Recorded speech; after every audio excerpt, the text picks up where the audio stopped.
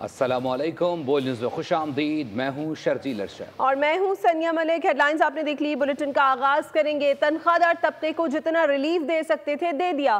तनख्वाहदारों को रिलीफ मालियाती गुंजाइश के मुताबिक ही दिया जा सकता है। वजीर खजाना मोहम्मद औरंगजेब की पोस्ट बजट प्रेस कॉन्फ्रेंस। कहा कि बिजली के बिलों पर कोई इजाफी सरचार्ज नहीं लगाया जा रहा। हुकूमत जो भी रिलीफ दे रही है कर्जे लेकर दे रही है। हमने अखराजात को बहुत कम बढ़ाया है। जितनी चादर होगी उतने ही पैर फैलाने होंगे। खाद और ज़रूरी दवाओं पर इजाफी टैक्स लगाना था, लेकिन वो फैसला वज़ीर आज़म की हिदायत पर वापस ले लिया। कर्जे लेकर रिलीफ अखराजात न होने के बराबर। वजीर खजाना की दावों से भरपूर post budget press conference. Mohammad Aurangzeb ने कहा कि तनख्वाहदार तबके को जितना रिलीफ दे सकते थे दे दिया। तनख्वाहदारों को रिलीफ मालियाती गुंजाइश के मुताबिक ही दिया जा सकता है। बिजली के बिलों पर कोई इजाफी सरचार्ज नहीं लगाया जा रहा। हुकूमत जो भी रिलीफ दे रही है कर्जे लेकर दे रही है। हमने पिछले साल एज यू नो कि हमने कितनी तनख्वाहें बढ़ाई थी, इस साल क्या उसका जिक्र हुआ। इसी तरह पेंशन का भी जो सिलसिला कार है वो डायरेक्टली हमने इन्फ्लेशन के साथ लिंक करना है ना जी, कि जितनी इन्फ्लेशन है उसी को CPI के साथ लिंक करना है। और अभी भी फेडरल गवर्नमेंट ये जो कुछ दे रही है ये समझने की बात है, ये कर्जे लेके दे रही है। वजीर खजाना ने कहा कि हमने अखराजात को बहुत कम बढ़ाया है। जितनी चादर होगी उतने ही पैर फैलाने होंगे।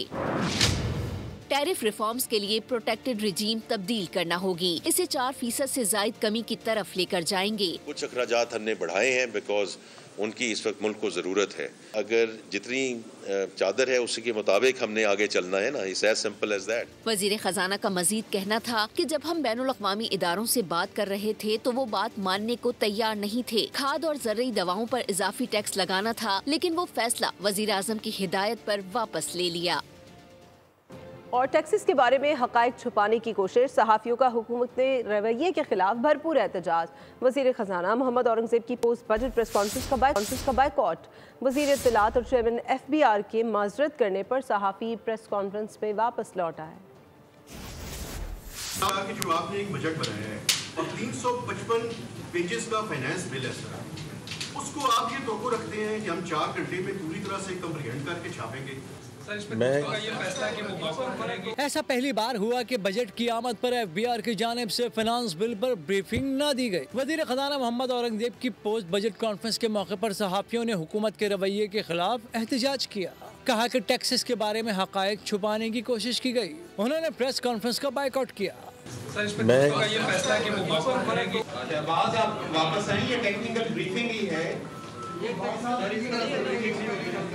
और फिर ये भी पहली बार हुआ कि वज़ीर खजाना सहाफ़ियों के बजाय सरकारी मुलाजमीन को बिठाकर प्रेस कॉन्फ्रेंस करने लगे कि जो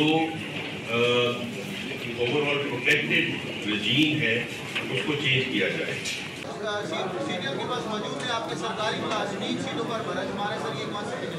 वज़ीर इत्तलात अता तारड़ और चेयरमैन FBR ने सहाफ़ियों से माफ़ी मांगी। ये मुझे अच्छा नहीं लगा कि एक देखें, ये काम है ना, आपका अपना काम है, गवर्नमेंट का अपना काम है, ये चीज़ आगे चलनी है।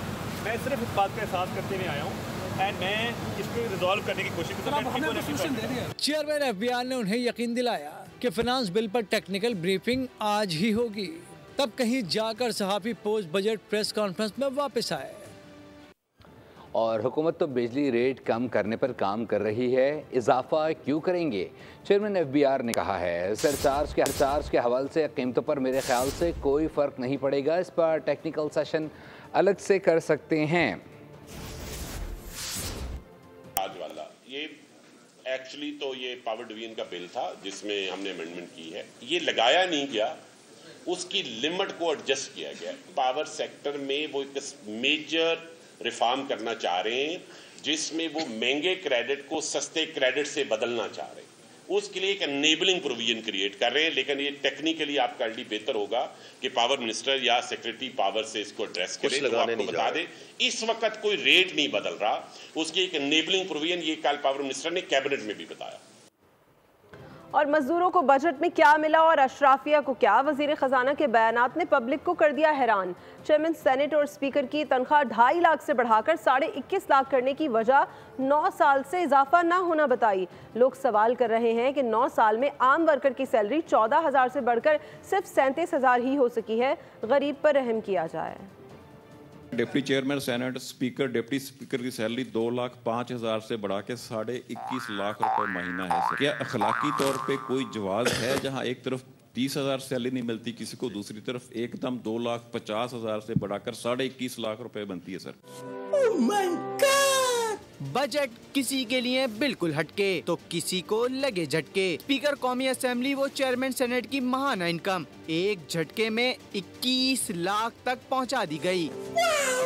सवाल हुआ तो वजीर खजाना बोले ये इजाफा इसलिए है क्योंकि 9 साल से इनके पैसे नहीं बढ़े थे। 2016 में ये हुआ, आज 9 सर आप इसको मैं कहूँगा काइंडली कि इसका CAGR निकाल लीजिए। आप मेरे से बहुत ज़्यादा समझदार हैं कि अगर ये होता रहता तो फिर ये एकदम वाली बात ना होती। ये एकदम वाली बात उस वक्त होती है जब 9 साल से कुछ चीज़ ना हुई। चले जी 9 साल वाली बात मान ली, लेकिन गरीब वर्कर्स को 9 साल में क्या मिला? 14,000 पाने वाला वर्कर आज भी बामुश्किल 37,000 पर खड़ा है। सरकारी मुलाजमों की 10% इन्होंने सैलरी बढ़ाई है इतनी महंगाई होने के बावजूद, लेकिन स्पीकर कौमी असेंबली की जो तनख्वाह है वो 900% बढ़ाई है। मिनिस्टर की, असेंबली मेंबरान की जो इन्होंने तनख्वाह बढ़ाई है 500% बढ़ाई है।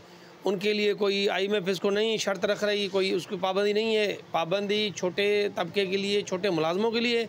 सेनेट के खर्चात में 25% इजाफा किया गया है, कौमी असेंबली के खर्चात में 30% इजाफा है, वज़ीर सेक्रेटरीट में 17% था, और हमें क्या गरीब आदमी को 10% तनख्वाह में इजाफा दे दिया। यही नहीं, रवा साल फरवरी में अरकान असेंबली की तनख्वाहें भी 300% बढ़ा दी गई थीं। और तो और अभी पिछले माह ही वफाकी वुज़रा और वुज़राए मुमलिकत की तनख्वाहों में भी 140% इजाफे का छक्का भी लगाया गया था। और वज़ीर ख़जाना ने बजट में तनख्वाहदारों को रिलीफ देने की तजवीज़ दी, लेकिन आपकी तनख्वाह में कितने रुपए टैक्स की मद में कटेंगे, जानते हैं इस रिपोर्ट में। हर माह तनख्वाह में कितना टैक्स कटेगा, यह है वो $1 मिलियन सवाल जिसका जवाब हर तनख्वाहदार चाहता है। तो सबसे पहले ये जान 2,25,000 रुपए पर 19,250 रुपए टैक्स कटेगा। 2.5 लाख तनख्वाह पाने वालों के 25,000 कटेंगे। 3 लाख पर 38,800, 3.5 लाख पर 54,250 रुपए कटेंगे। 4 लाख पर 71,750 रुपए टैक्स हर माह कटेगा। 5 लाख तनख्वाह पर 1,06,750 रुपए कटेंगे। 6 लाख पर 1,48,000, 8 लाख तनख्वाह पर 2,11,000 और 10 लाख तनख्वाह लेने वाले को 3,07,000 रुपए हर माह इनकम टैक्स देना है। 20 लाख तनख्वाह पाने वाला 6,89,000 टैक्स में देगा और 30 लाख तनख्वाह वाला 10,70,000 रुपए इनकम टैक्स हर महीने देगा। बजट ने नई जंग छेड़ दी है। तनख्वाहदार तबका और यौमिया उजरत कमाने वाले आमने सामने आ गए। हुकूमत को सिर्फ तनख्वाहदार तबके का ख्याल है, बजट में हमारे लिए सोचा तक नहीं। यौमिया उजरती मुलाजमीन हुकूमत पर बरस पड़े।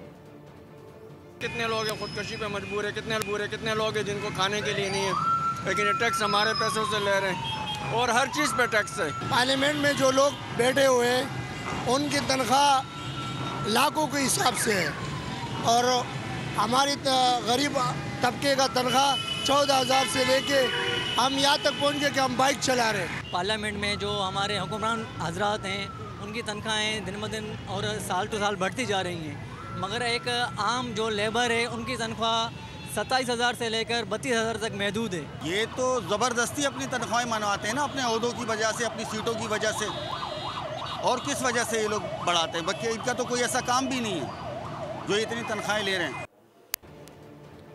बजट सिर्फ अदाद शुमार का घोरक धंधा है। गरीबों के लिए परेशानी के सिवा कुछ नहीं। कम से कम उजरत के लिए कम से कम सोच तो लेते। बजट से ऐसे निकाल कर फेंक दिया जैसे दूध से मक्खी। यौमिया उजरती मुलाजमीन हुकूमत पर फट पड़े।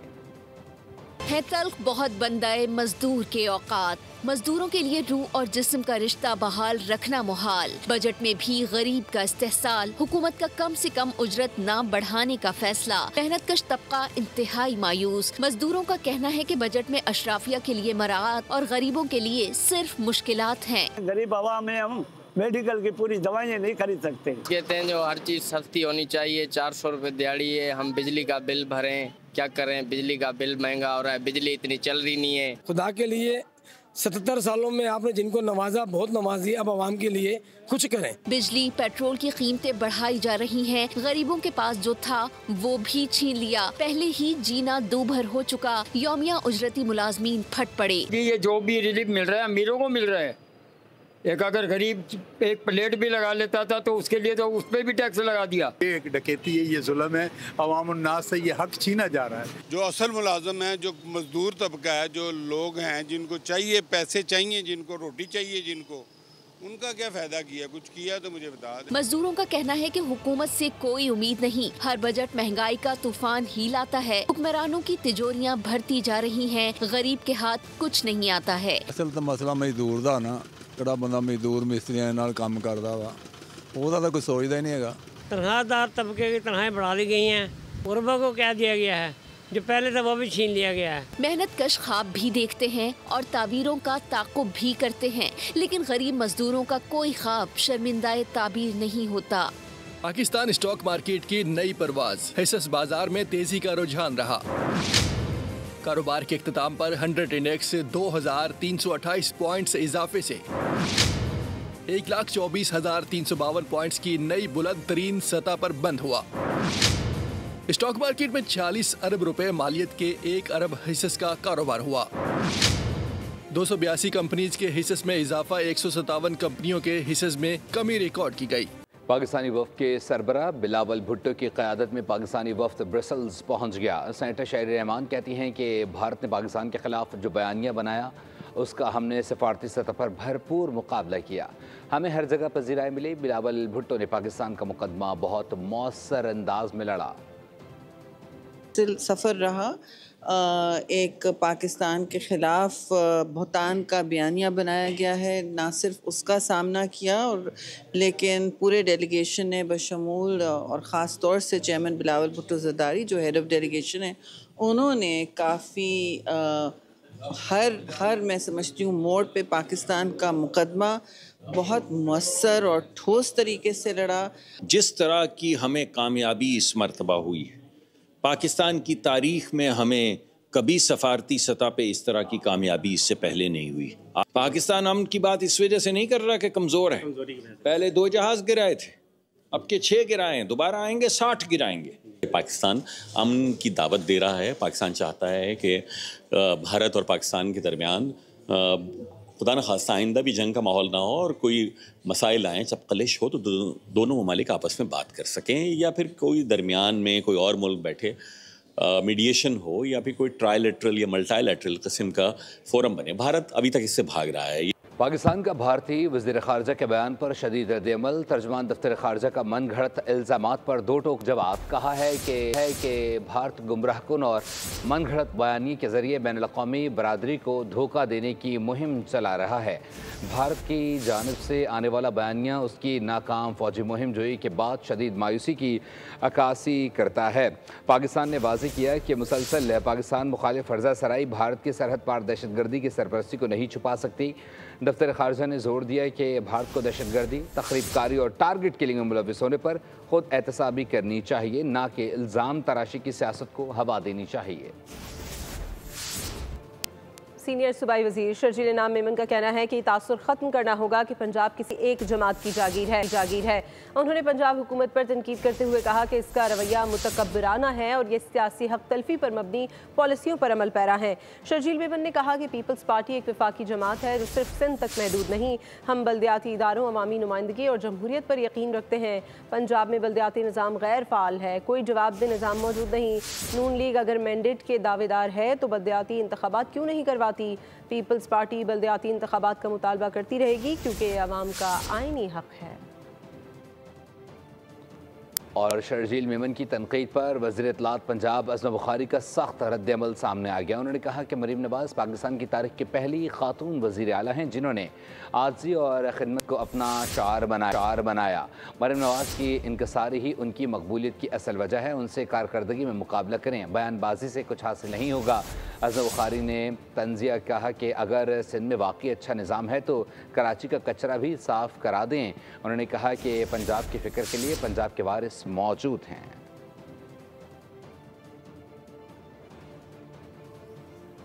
कराची में सेफ सिटी प्रोजेक्ट के कैमरों ने पुलिस से डेटा शेयरिंग शुरू कर दी है। कैमरे की फराहम करदा फुटेज की बुनियाद पर पहला मुकदमा दर्ज कर लिया गया। DG safe city Asif Ejaz Sheikh ने कहा कि फुटेज में एक कार पर जाली नंबर प्लेट की निशानदही की गई। मुलजिम के खिलाफ थाना आराम बाग में मुकदमा दर्ज किया गया है।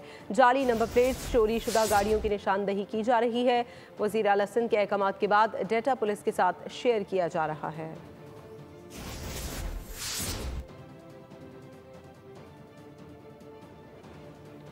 और वफाकी वज़ीर सेहत मुस्तफ़ा कमाल ने फेडरल डायरेक्टरेट ऑफ इम्यूनाइजेशन का दौरा किया है। तर्जमान वज़ारत सेहत के मुताबिक वफाकी वज़ीर को इदारे की कारकर्दगी और हिफाजती टीका जात प्रोग्राम पर ब्रीफिंग दी गई है। मुस्तफ़ा कमाल ने कहा कि हिफाजती टीका जात पर प्रोग्राम में खाली असामियों पर भर्ती के लिए इश्तिहार दिया जाए। प्रोग्राम को दरपेश चैलेंजेस और सिफारिशात मुरतब की जाएँ। उनका कहना था कि ऐसी हिकमत अमली और माहौल बनाएँ कि वालिदैन वैक्सीनेशन के लिए खुद अमले के पास जाएँ। कुछ खेलों से आपको बताएं, आईसीसी ने T20 प्लेयर्स की नई रैंकिंग जारी कर दी। ताज़ा तरीन रैंकिंग के मुताबिक ट्रेविस हेड का पहला नंबर है, अभिषेक शर्मा दूसरे नंबर पर आ गए हैं, बाबर आजम 12वें, मोहम्मद रिजवान 13वें नंबर पर मौजूद हैं। बॉलर्स रैंकिंग में जैकब डेफी की पहली पोजीशन बरकरार है। इंग्लैंड के आदिल रशीद दूसरे नंबर पर। टॉप T20 बॉलर्स में पाकिस्तान का कोई खिलाड़ी शामिल नहीं। हारिस रऊफ की 19वीं और अब्बास आफरीदी की 20वीं पोजीशन है। T20 ऑलराउंडर्स रैंकिंग में हार्दिक पांड्या की पहली पोजीशन बरकरार है। सब्सक्राइब करें और बेल दबाएं ताकि कोई खबर रह न जाए।